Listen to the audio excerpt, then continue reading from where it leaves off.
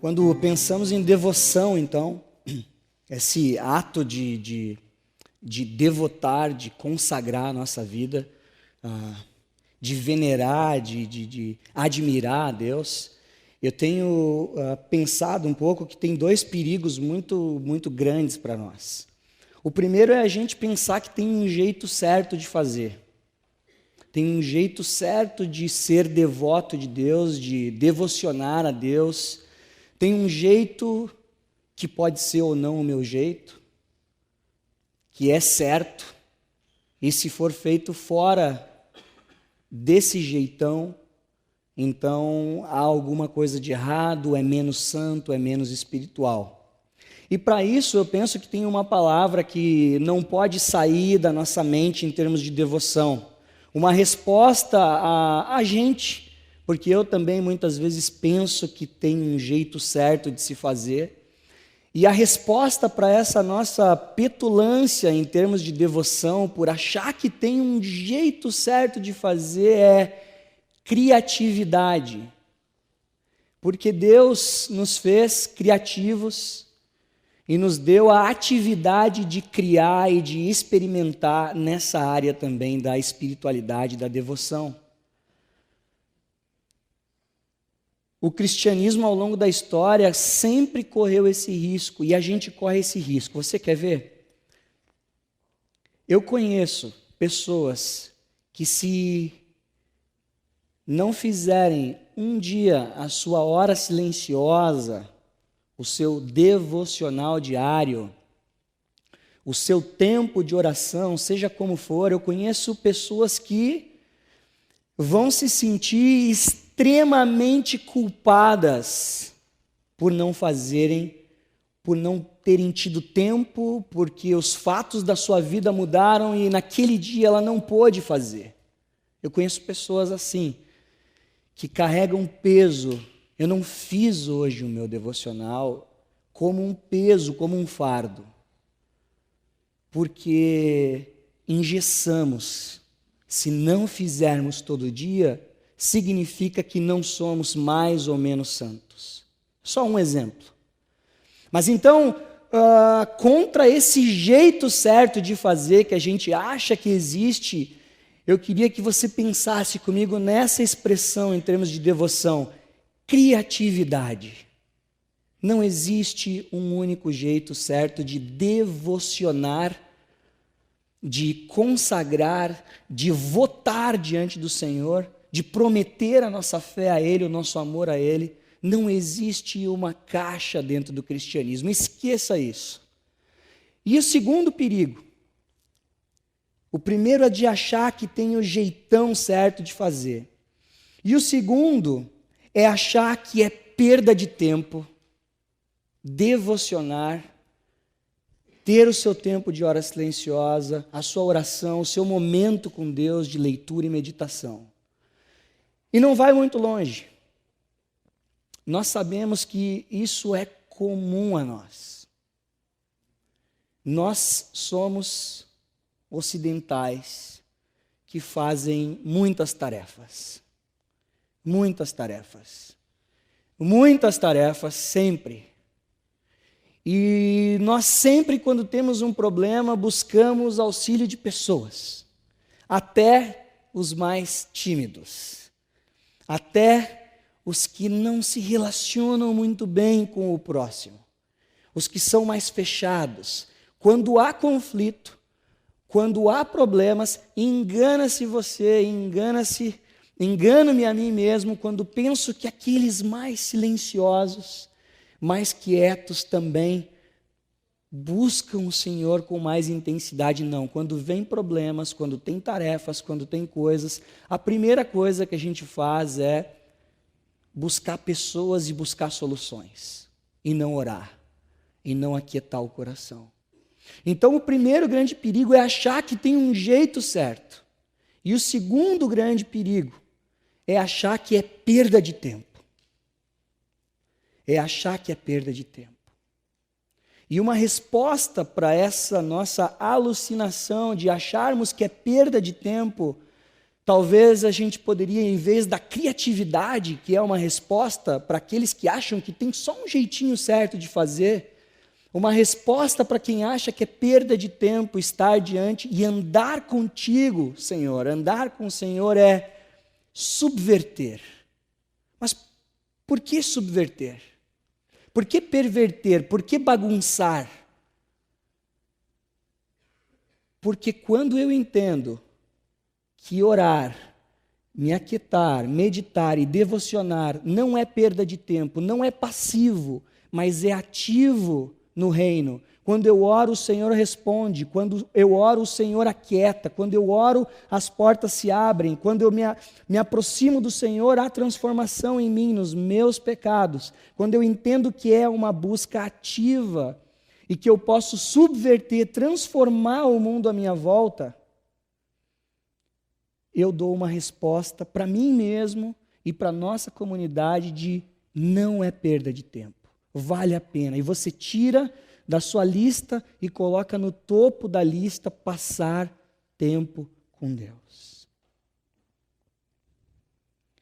Para pensar hoje sobre devoção, eu queria dividir em duas grandes áreas.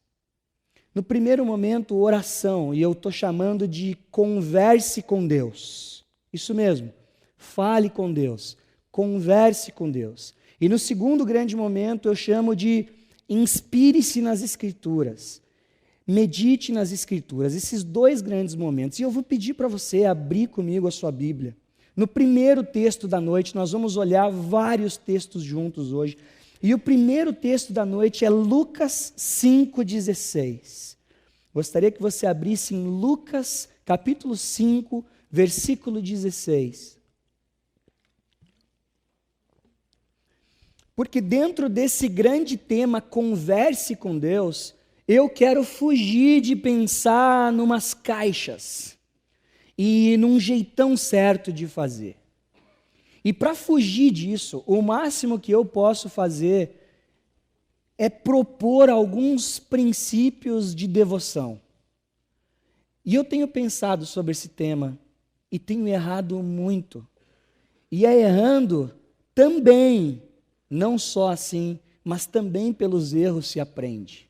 É melhor, diz a Bíblia, que você aprenda pela sabedoria, pelo exemplo, pelo ensino de outro. Mas errando a gente também aprende. E eu tenho errado muito nessa área de devoção. Eu tenho feito muitas coisas na minha vida na força do meu braço e não na dependência. Então, alguns princípios para que você use no seu dia a dia esses princípios, como você bem entender, dentro do seu tempo, dentro da sua criatividade, aplicando a sua realidade. Lucas 5,16 e diz o seguinte: Jesus retirava-se para lugares solitários e orava. E o primeiro princípio dentro de devoção que eu gostaria de propor é o silêncio.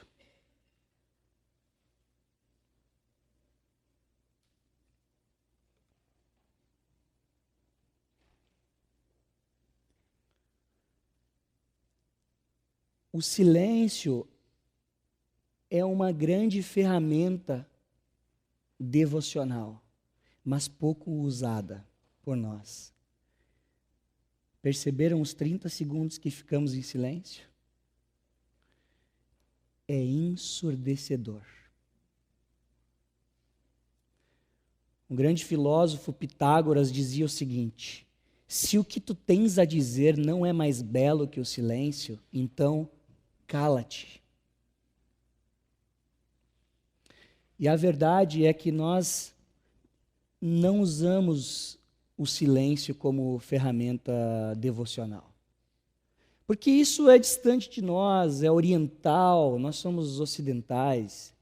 Quem usa isso são os budistas, os hinduístas, shintoístas, seja o que for. Nós somos ativos. O silêncio não faz parte da nossa cartilha. E eu queria propor Porque Jesus retirava-se para lugares solitários e orava. Ficava em silêncio. Se Cláudio e Beate Tober estão aí, várias vezes nas férias de janeiro, no início de fevereiro, fiz alguns testes. Como eu disse antes, errei muito e tenho errado e tentado, e não tenho um jeito certo de fazer, mas passei talvez umas 3 segundas-feiras, saía daqui no domingo depois do culto. Experimente isso. Experimente fazer isso. Não na segunda, obviamente, no seu dia, do seu jeito, no seu período. Não sei se vai ser meio turno, se vai ser um turno inteiro, se vão ser algumas horas. Saía daqui no domingo, ia para Morungava, no Palavra da Vida, eles estavam na Alemanha, eu levava um violão, a Bíblia, algum livro devocional, CDs com músicas que eu gosto de ouvir, uma comida, e ficava lá, segunda-feira, o dia inteiro, sozinho, na residência deles. Lendo um pouco, dormindo um pouco, fazendo alguma música, ficando em silêncio completo, conversando comigo às vezes, conversando com Deus. Você já fez isso? Há quanto tempo você não passa mais do que 5 minutos em silêncio completo, aquietando o coração e deixando todo o barulho parar? E não olhe para mim pensando que eu estou maluco, que eu estou falando isso porque eu sou mais novo dos líderes, que agora você está propondo uma prática de meditação dos orientais. Não. Jesus, quando retirava-se para lugares solitários, eu garanto a você que ele não orava o tempo inteiro. Ele silenciava também. Você tem feito isso? Você já fez isso?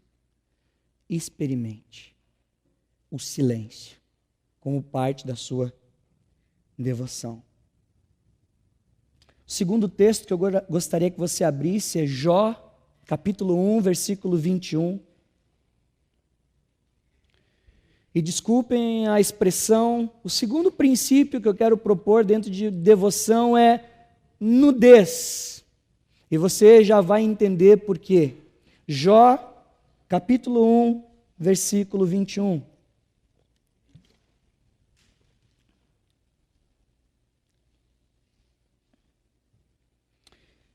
A palavra de Deus diz: saí nu do ventre da minha mãe, e nu partirei. O Senhor o deu, o Senhor o levou, louvado seja o nome do Senhor.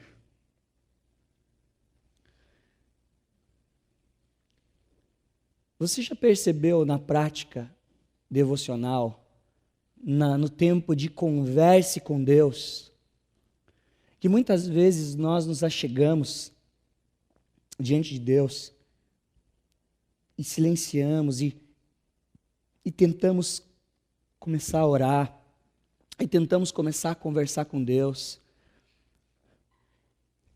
e nos sentimos muitas vezes hipócritas, e nos sentimos com algo,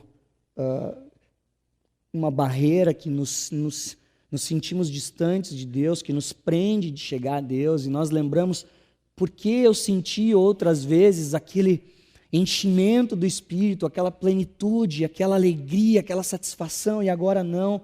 E eu quero propor, não como uma caça, né, a todos os pecados capitais, mas eu quero propor que dentro de devoção, dentro de converse com Deus, além do silêncio, você considere a nudez no sentido de rendição, braços caídos. Eu estou, Senhor, com tudo confessado diante do Senhor. Não há nada. Não espere chegar à ceia. Não espere chegar à ceia uma vez no mês para confessar seus pecados. Não espere sei lá o quê. Mas tenha diariamente tudo confessado. E o princípio do texto de Jó, do coração de Jó é: Senhor, eu vim para cá sem nada, peladão, nu, e eu vou nu de novo. Eu vou embora, não tem nada que eu possa levar daqui. Eu estou entregue diante de Ti, eu estou diante de Ti vulnerável. Eu estou entregue aqui por completo. Dentro disso, dentro de devoção, além do silêncio, eu gostaria de propor a nudez. Um outro pensador um dia disse assim: os homens erram, mas os grandes homens confessam que erram. Eu lembro de 2 irmãos que um sempre que aprontava e o pai chegava em casa, ele olhava para o pai com o chocolate na cara e o pai dizia: você comeu o chocolate que eu comprei para sua mãe? E ele dizia: não, com a cara cheia de chocolate. Mas o outro, quando o barulho do carro vinha vindo, dizia: fui eu. Então, dentro de devoção, não tem nenhum lugar mais bonito para se estar senão aos pés da cruz, dizendo para Jesus: fui eu. Porque quando nós somos fracos, é que nós somos fortes. Mas quando nós nos fazemos de fortes, retendo pecados, retendo a confissão e vivendo uma vida desagradável, nós somos completamente fracos. Nós somos miseráveis. Nós somos pouco usados para o reino de Deus. E essa é a segunda proposta dentro de Converse com Deus. O nosso próximo texto é Salmo 150, versículo 2. Abre comigo lá. E o terceiro princípio, além do silêncio e além da nudez, do quebrantamento, o terceiro princípio dentro de oração, de conversar com Deus, é elogio. Salmo 150, versículo 2. E lá as Escrituras dizem: louvem-no, louvem a Deus pelos seus feitos poderosos, louvem-no segundo a imensidão da sua grandeza. E um professor meu chamado Carlos Oswaldo dizia assim: Ed, eu tenho na cabeceira da minha cama um livro que se chama Mais Perto de Deus, do A.W. Tozer, um grande teólogo. E esse livro, Mais Perto de Deus, que não é esse aqui, dizia uma série de atributos de Deus e de como Deus era bom, como Ele era santo, como Ele era justo, como que a ira de Deus se dava de uma maneira amorosa e perfeita, e todos os atributos, beleza, santidade, infinitude, pré-existência, uma lista, e ele dizia: eu tenho isso em mãos, porque eu quero saber elogiar o meu Deus. Eu quero dizer para Ele que a grandeza dEle é enorme, eu quero dizer como salmista, eu quero louvar pelos feitos poderosos, e eu quero saber falar para o meu Deus e elogiar Ele. As características, as qualidades, aquilo que Ele tem feito. E vamos ser sinceros conosco mesmos. Nós somos lentos para elogiar. Nós somos rápidos para criticar. Eu sou assim. Eu tenho que colocar na minha lista de filosofia, jeitão de ministério, um item que se chama honrar os líderes. Porque se eu não colocar honrar e reconhecer os líderes, passa o ano, a gente trabalhou, suou, fez o que foi, começou um novo ano, fizemos novos planejamentos e eu não dei um presente, eu não fui lá honrar, eu não bati palmas, eu não agradeci pelo... Nós somos lentos, mas o salmista diz: louvem pelos seus feitos poderosos. Por isso, além do silêncio, além da nudez, eu quero propor o elogio. Que você elogie ao Senhor no seu tempo de conversa com Ele. Próximo texto, Provérbios 19, 21. Abre comigo. E o próximo princípio tem a ver com o que o Daniel citou há um tempo atrás. Culto passado, sobre planos. E Provérbios 19, versículo 21, tem muito a ver com o que o tio Beno falou para a gente aqui nos corredores, hoje nosso missionário, Beno e Leni, lá no norte. Tem muito a ver com o que ele disse para nós nos corredores esse tempo atrás. Provérbios 19, 21 diz: muitos, mas muitos mesmo, são os planos do coração do homem. Mas o que prevalece mesmo, o que fica, é o propósito do Senhor. A Marta Medeiros, essa colunista da Zero Hora, conhecida de muitos de nós, diz assim, que o silêncio arquiteta planos que não são compartilhados. Quando nada é dito, nada fica combinado. Quando a gente arquiteta no silêncio planos, mas não conversa com Deus e não fala com Ele, nada fica combinado, nada fica dito, nada fica combinado, só pela graça e pela misericórdia dEle, que Ele conhece a nossa mente, o nosso coração, é que Ele vai e cuida da gente. Mas nós fomos feitos, nós temos boca, nós temos mente, nós temos ouvidos, nós temos tudo isso para nos relacionar com Deus. Mas quando nada é dito para Deus, nada fica combinado. Você precisa falar: eu gostaria, Senhor, de fazer tal coisa, se isso te agrada. Senhor, eu gostaria de clamar pela vida dos meus pais. Eu gostaria de clamar, Senhor, pelo meu filho, pela minha filha. Eu gostaria de ter, Senhor, santidade na minha vida. Então você fala, você combina com o Senhor. E o tio Beno entrou no corredor naquela manhã e disse: Roger, Daniel e Ed, eu tenho uma palavra nessa manhã. A palavra que o Senhor me deu é que esse é o dia que o Senhor fez e deu para nós. Vamos nos alegrar, vamos curtir, vamos nos regozijar, porque esse é o dia que Ele fez para nós. Se Ele quiser, a gente vai fazer isso, aquilo e outras coisas mais, mas hoje é o dia. E hoje a gente coloca os planos, hoje a gente fala e fica combinado com Deus. Amanhã a gente não sabe se Jesus volta hoje ainda ou não. A gente não sabe. A gente não sabe se vai morrer ou não hoje ainda. Hoje é o dia. Senhor, está aqui os planos, Senhor. Senhor, o silêncio. Senhor, a nudez. Eu estou aqui diante do Senhor. Senhor, o elogio. Tu és grande, Tu és bondoso. Senhor, os meus planos estão aqui. Não numa caixa.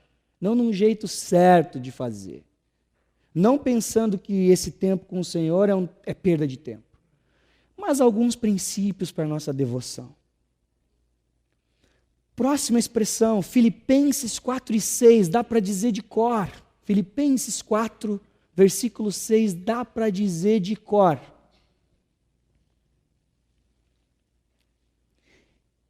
Nós temos já 4 expressões dentro de converse com Deus: silêncio, nudez, rendição, elogio e necessidade e planos. E a próxima palavra é necessidades.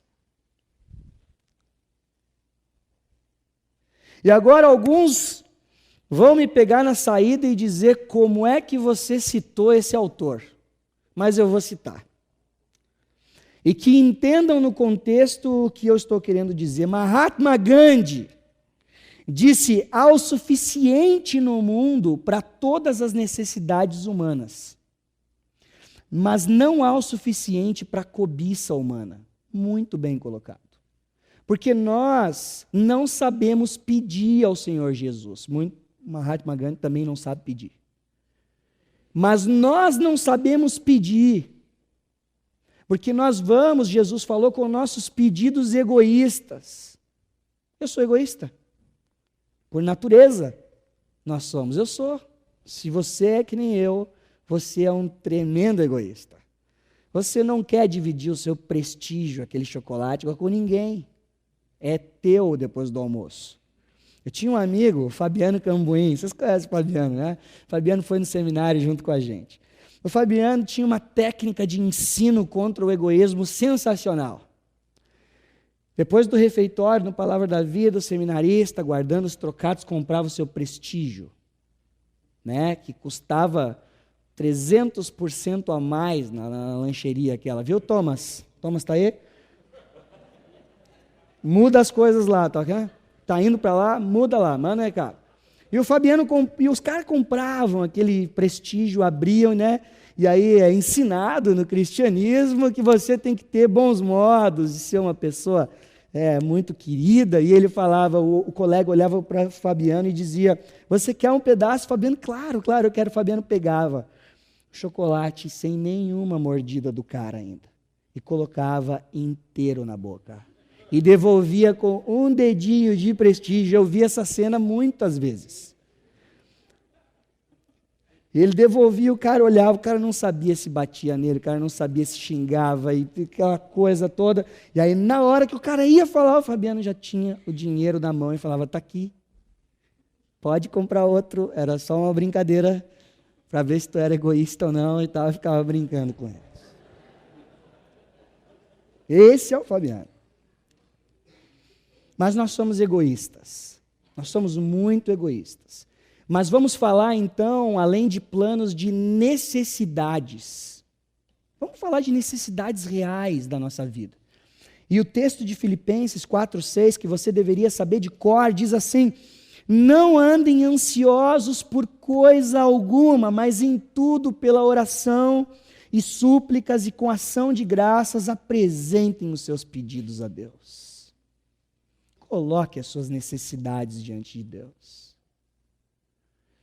Ele é alto e sublime, mas ele habita com o humilde, com o contrito e com o abatido. Ele quer sim saber das tuas necessidades. Ed, é bobeira demais eu falar sobre isso. Não é, meu querido, não é bobeira demais. Esse é o grande mistério da devoção, da espiritualidade do nosso Deus.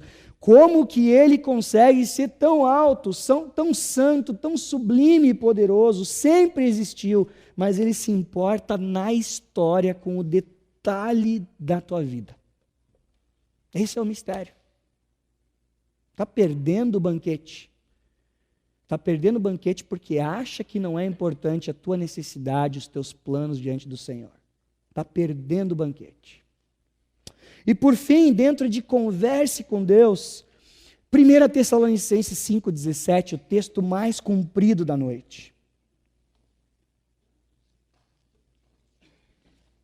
Porque nós olhamos juntos para silêncio. Eu quero ficar em silêncio diante do Senhor. Nós olhamos juntos para nudez. Deus, eu estou rendido, Senhor. Eu vim nu para cá. Nós olhamos juntos para elogio. Senhor, Tu é bom, Tu é grande, Tu faz isso, Tu faz aquilo, Senhor. Nós olhamos junto para planos. Senhor, os meus planos estão aqui, Senhor. Seja feita a Tua vontade. Nós olhamos juntos para as necessidades, não egoístas. Vocês lembram do George Miller? Eu já li, leiam biografias. Compre biografias de grandes homens e mulheres de Deus. E leia. George Miller, com sua necessidade de pão, lembra dessa história? Cuidava de muitas crianças no orfanato. Chega uma manhã, não tem um centavo no bolso, não tem pão, não tem leite, não tem nada. Ele fala para as ajudantes, para o pessoal que estava trabalhando, traz as crianças, bota todo mundo sentado e vamos orar ao Senhor, bota os pratos, bota tudo e vamos orar para o Senhor. Porque em todos esses anos nunca faltou.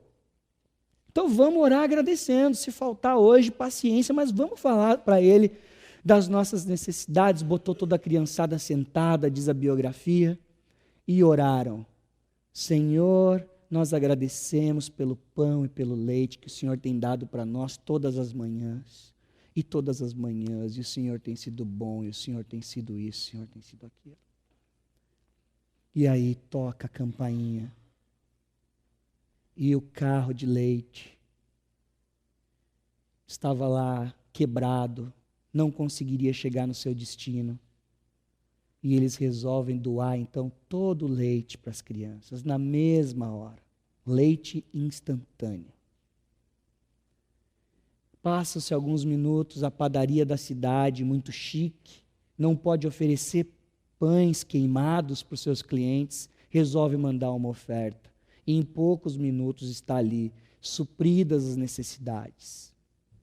Mas é tão bobo pedir para Jesus um pão e o leite e agradecer. Mas a necessidade deve ser colocada diante do Senhor. E a última expressão dentro de converse com Deus, em 1 Tessalonicenses diz assim: orem continuamente, orem sem cessar, conversem, viu? Você percebe como não tem como ter uma caixa de devoção de um jeito certo, de espiritualidade? Porque para mim, orar sem cessar vai ser orar no ônibus para Canoas, no meu carro indo em Caxias, indo para minha casa. É outro caminho, é outro jeito, é outra velocidade, é outra roupa, é outro jeito. E para você vai ser de um outro jeito. A sua empresa, o lugar onde você é dono, onde você trabalha, onde você estuda, onde você mora. E a palavra aqui é 24 horas. Para os jovens ou viciados em seriados, pode ser Jack Bauer, para não esquecer mais. O seriado 24 horas do tal do Jack Bauer. Ore sem cessar. E aí o grande pregador Spurgeon, grande pregador, um amigo dele falou o seguinte sobre ele.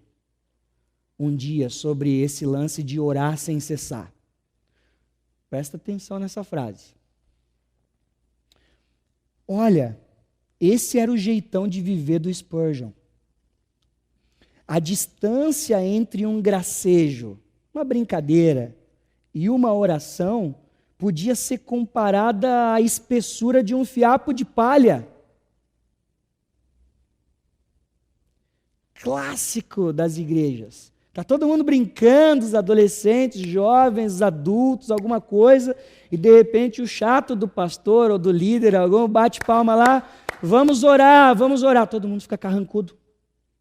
Ó Senhor, amado, celestial, puxa vida, gente, parece, é uma esquizofrenia,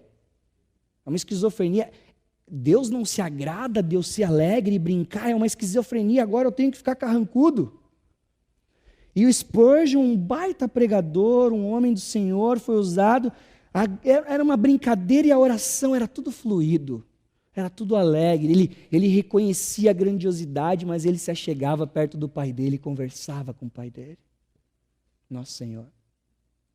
E nós fechamos então o silêncio, a nudez, o elogio, os planos, as necessidades, e a gente mantém tudo isso 24 horas por dia diante do Senhor, dentro de converse com Deus.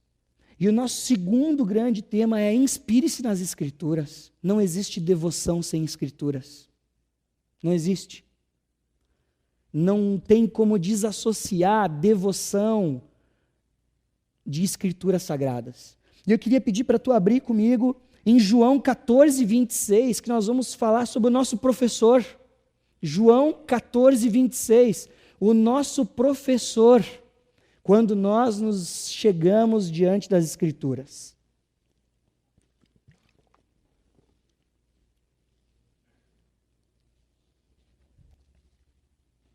E aí o Dom Pedro II tinha um sonho. Se eu não fosse imperador, eu queria ser professor.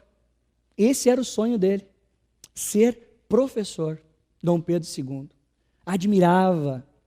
E João 14, 26 diz assim: o conselheiro, o Espírito Santo, conselheiro, que o Pai enviará em meu nome, em nome de Jesus, lhes ensinará será o professor de vocês todas as coisas e fará vocês lembrar de tudo que eu disse. Tudo que eu disse.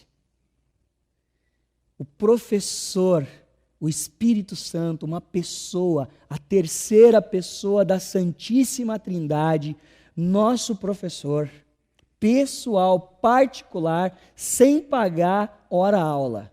Sem pagar hora-aula. Místico.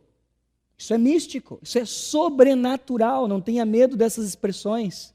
É sobrenatural, é além do natural. Nós somos naturais. Isso é além do natural. É a habitação do Espírito dentro que ensina e faz você... Sabe quando você está evangelizando alguém, falando do amor de Jesus para alguém, aconselhando alguém e você não sabe, depois de não sei quanto tempo, você não lembra o que você falou direito. E aqui eu não estou dizendo que você entrou em transe, não. Né? Mas você não lembra bem porque aquilo não veio de ti. Quem te conduziu, quem te direcionou, quem te ajudou, quem te lembrou foi o Espírito Santo, teu professor particular. E dentro de converse com Deus tinha vários princípios. E dentro de inspire-se nas Escrituras, o primeiro é encha-se, viva, relacione-se com o Espírito Santo de Deus. Esteja limpo, esteja tudo confessado, esteja atento, o ouvido pronto. Os músicos, né? Então sempre, essa nota é tal, essa nota é aquela, depois dessa vem essa. Esteja com o ouvido atento para o Espírito Santo. Nosso próximo texto é Salmo 1, versículo 2. E a expressão, além de professor, é leitura. Gente, eu já fui em alguns seminários e congressos sobre espiritualidade. E é muito legal ver os caras usando palavras filosóficas e muito lindas para a espiritualidade. E eu acho muito legal, você aprende, você pensa em coisas que não tinha pensado, você cresce e tudo, mas a verdade mesmo, não conta para ninguém, mas a verdade mesmo é, espiritualidade, devoção, é a coisa mais simples do mundo. Leia a Bíblia e faça a oração. Nós estamos conversando há, 30 minutos, 40 minutos sobre conversar com Deus, orar. E agora sobre ler as Escrituras. Que o Espírito Santo vai nos ensinar essas coisas. E a segunda é que a gente tem que ler. Sua satisfação, Salmo 1, 2 diz, a satisfação do salmista, do cara, está na lei do Senhor. E nessa lei ele medita dia e noite. Não está dizendo que ele fica lendo dia e noite. Ed, eu tenho que trabalhar, eu tenho mais o que fazer. Eu sei, mas está falando para meditar. Leva no bolso o versículo, leva no celular, abre lá no teu e-mail, dá uma entrada no blog, pensa, reflete naquilo. Eu estou saindo para correr, leva um versículo, vai pensando. Use, medite dia e noite. O grande escritor Carlos Drummond de Andrade disse assim, que a leitura é uma fonte inesgotável de prazer. Mas por incrível que pareça, quase que a totalidade das pessoas não sente sede de ler. Ainda mais hoje, com a internet, tiro rápido, frases curtas, tweets com não sei quantos caracteres, pão diário. Gente, desculpa. Use o pão diário, por favor. Compre o pão diário. Vá na livraria e compre. Use, abuse, vai de novo, compra do ano seguinte, dá para as pessoas, mas o pão diário é pouco. Eu sinto vergonha. O pão diário é pouco. É muito pouco.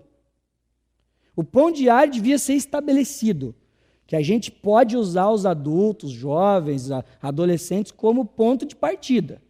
Mas ele devia ter assim, até, 10 anos de idade. Esse cara quer ler só o pão diário. Depois tem que ler mais. E não adianta ficar brabo comigo. Tem que ler mais. Para nós, o pão diário é ponto de partida. Esses devocionais são ponto de partida. É impossível. Cobre de si mesmo. Não viva abaixo da mediocridade. Viva acima disso. Viva acima disso. Nós vamos ser mais relevantes na nossa devoção, na nossa caminhada com o Senhor. Além do professor que está sempre ensinando, além da leitura, preste atenção nos detalhes. Abre comigo em 2 Timóteo 2,15. 2 Timóteo 2,15, texto, conhecido da gente, muito conhecido.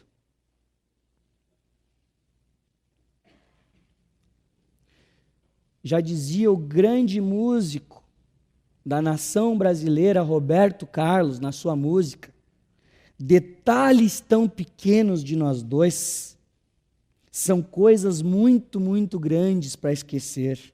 E toda hora vão estar presentes, você vai ver, ele cantava. E a nossa terceira expressão dentro de inspire-se nas Escrituras é detalhes. Porque nós temos a capacidade de ter o professor, de fazer a leitura e não prestar atenção em nenhum detalhe, e não lembrar de nada, e não ter nada para compartilhar com o irmão. E 2 Timóteo 2,15 diz assim: procure apresentar-se a Deus aprovado, como obreiro que não tem do que se envergonhar e que maneja corretamente a palavra da verdade. Você maneja bem a palavra da verdade? Você conhece as Escrituras? Você se aperfeiçoa ou é só seriadinho, é só novelinha, é só CD, é só música, é só passeio, é só Veja, é só 0 Hora, é só... Você conhece as Escrituras? Para a sua devoção, você precisa conhecer as Escrituras. Você precisa conhecer as Escrituras Sagradas. Você precisa conhecer as Escrituras Sagradas. Você precisa conhecer as Escrituras Sagradas. Não há santidade, não há devoção, não há conhecimento de Deus, não há crescimento, não há dependência. Quando a crise vem e eu conheço as Escrituras Sagradas, eu choro também. Eu sinto dor no peito e falta de ar também. Eu tenho medo de enfrentar situações também. Mas o professor usa as leituras que eu fiz e me ajuda a lembrar dos detalhes do texto, para que eu sobreviva diante da provação, para que eu passe pela provação, para que eu seja refinado pela provação. E o texto vem, e você faz como a menina no vídeo, triste, no vídeo do início, que mostra Jesus sussurrando no ouvido dela os textos e lembrando, e a paz que excede todo o entendimento volta de novo.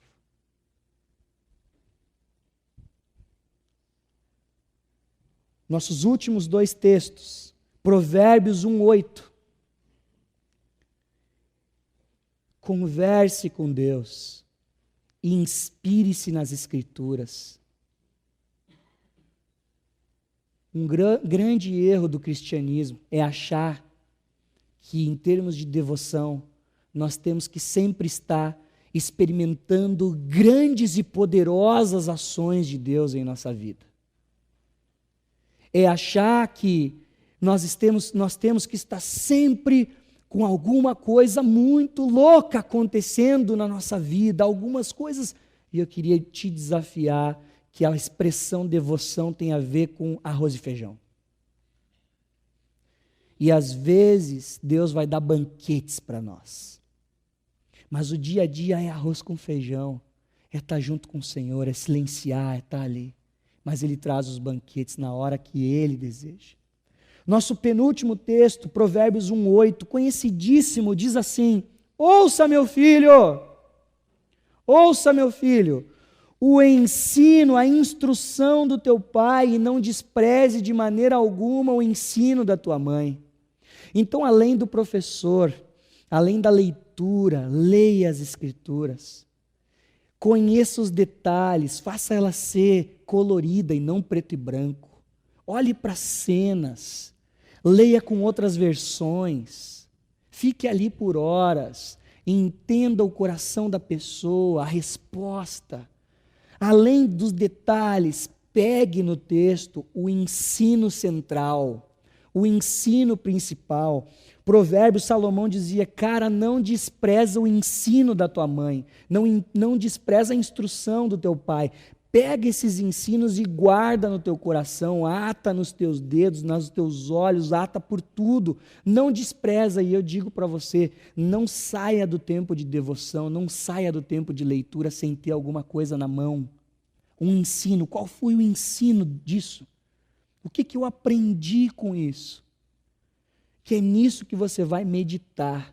Olhe para os detalhes e pergunte, esse texto fala sobre o quê? Esse capítulo fala sobre o quê? Isso vai ajudar na devoção.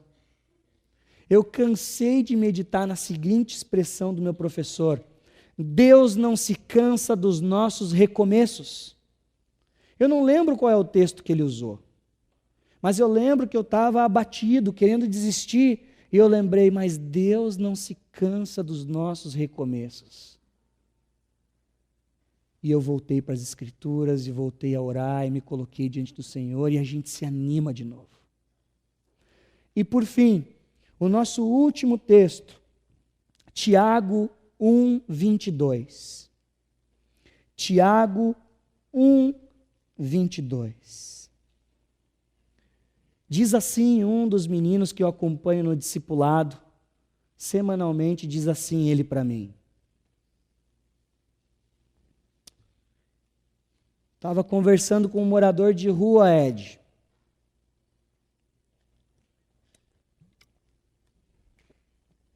E o morador de rua me fez uma pergunta que nem eu tinha parado para pensar até hoje.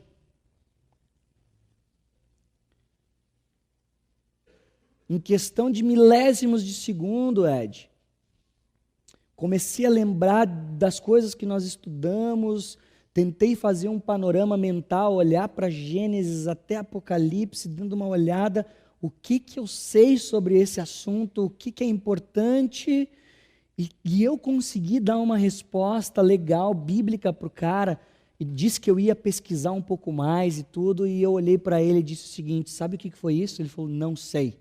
Eu falei, tu sabe pensar biblicamente. Tu sabe pensar biblicamente. Tem muita gente na nossa comunidade que ainda não sabe pensar biblicamente. E por não pensarmos biblicamente, damos respostas tolas. Respostas que qualquer um que não conhece as Escrituras dá. Separa mesmo, é um traste.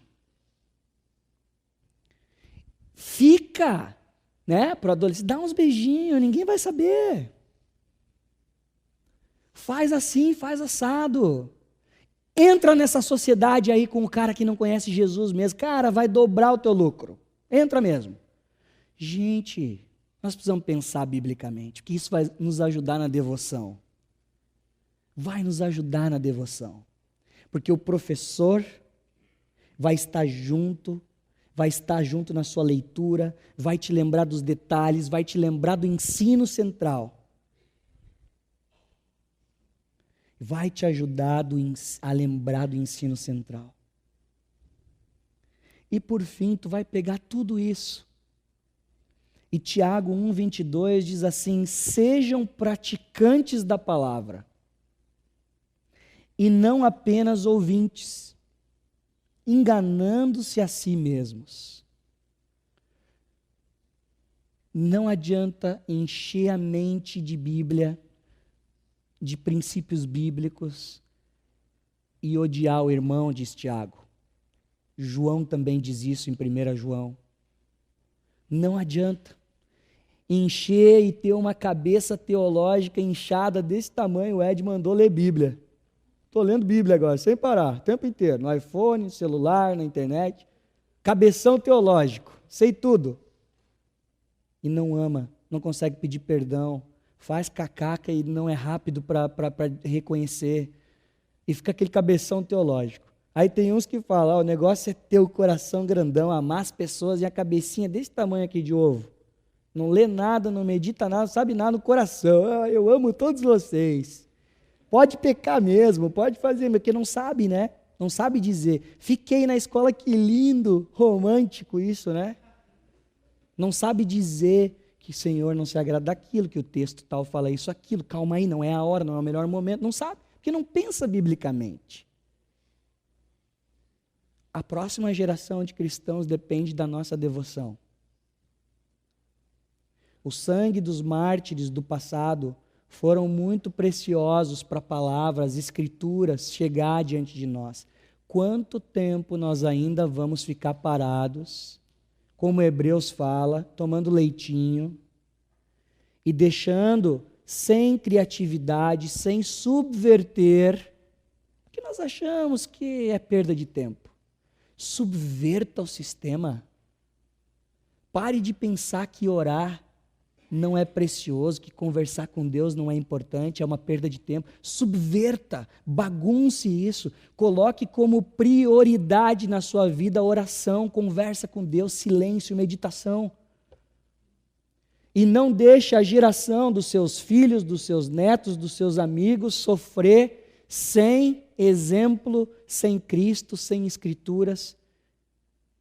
A geração seguinte depende da nossa devoção, da nossa espiritualidade. Não deixem eles sem líderes, sem exemplos, sem escrituras. Subverta, seja criativo. Não faça sempre do mesmo jeito, não se acuse, não se culpe, porque eu deixei de fazer um dia. Ande com o Senhor, converse com o Senhor e inspire-se nas escrituras. Feijão com arroz, e eu tenho certeza que o Senhor vai te dar um banquete. Pegue alguma coisa na mão. Daniel Lima sempre fala isso. Leu as Escrituras, assistiu um culto, pegue alguma coisa na mão e diga, eu quero aplicar isso na minha vida, eu vou aplicar de tal forma.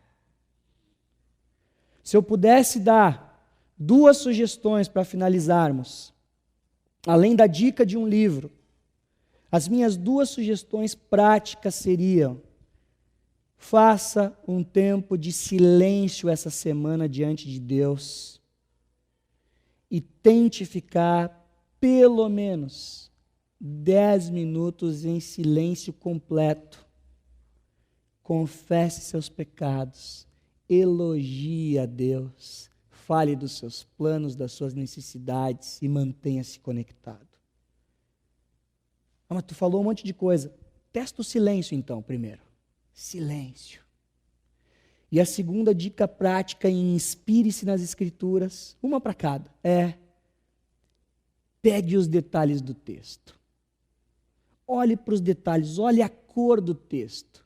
Olha quem são os personagens, o que alguém falou, o que não falou, o que ensina esse texto.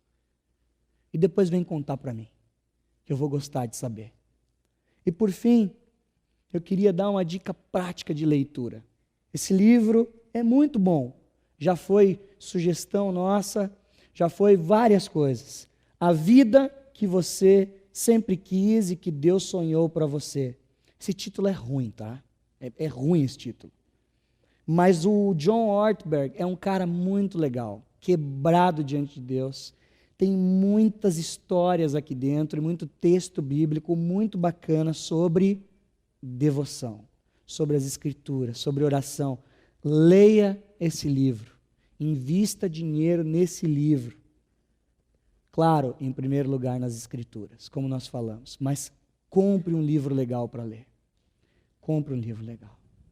Devoção, a arte de andar perto do Senhor, de se inspirar nas Escrituras e ser amigo dele, e o arroz com feijão que nos leva ao banquete espiritual. Nós te agradecemos, Senhor, muito por esse tempo, por essa noite. Nós te agradecemos por ser uma igreja que tem liberdade de pensar em séries, de pensar sobre as Escrituras, de pensar em como investir na vida uns dos outros.